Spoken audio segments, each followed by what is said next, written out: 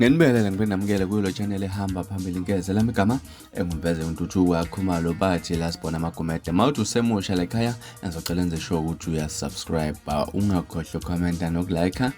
nokushare okukhulu kunakho konke bafethu yabona mangakuthiwa zakhala kusike kushiyo impela into ekanjena lapha nakusizo onogada uMdumazi esho ukumqeda laphana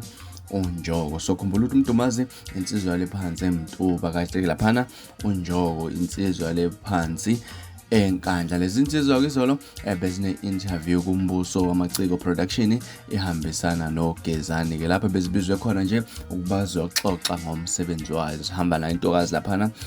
izolo Ntambama ke lento yenzeke laphana ngathi izolo Ntambama ezama ukulungisa ubuxhakaxhaka ngathi bathatha incingo emafonini laphana kade bafonela abalandeli ekuthiwa babuze noma ngabe yini noma khona umbone bafuna ukufaka kuwo lamaciko lawo kuningi ke laphana okwenzekile nje imibuzo kade babuza yona ubone ukuthi ngempela lezi insizwa azwane ngempela zikuvumile ukuthi lezi insizwa ngeke zize zisebenze kanye ngisho ukuthiwa kunjani laphana unjoko uvumile ukuthi uMdumazi uyamenyanya ngayo yonke into so isona sizathu leso esingenza ukuthi engeke aze esebenze nami mhlawumbe ukuthi awuyibonanga le video ngoba idlala isikhathi eside laphana ake ngikuthathe ngibeke kule video sikhulume mangabe ngiqeda ukudlala le video Start ngane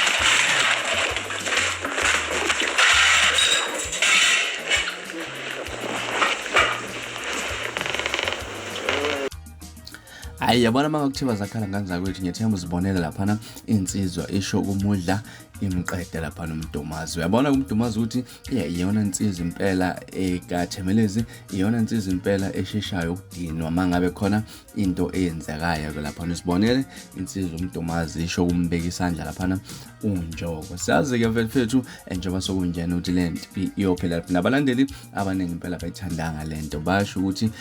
angabe phela abantu bayatshela ukuthi bona mhlambe kumdlalo noma kwinto ethile so bamangala emangabe sekwenzeka ngalolu hlobo lolu mina ngizofisa ukuzwa ukuthi wena kuthini okwakho ukuphawula mayelana noludaba sihlangane ku-comment section sikhulume ngalolu daba bafethu bekulolu daba benginithulelwa namhlanje ningakhohlwa ukukhomenta nokusubscribe nokulike nokushare nibe nosuku lomnandi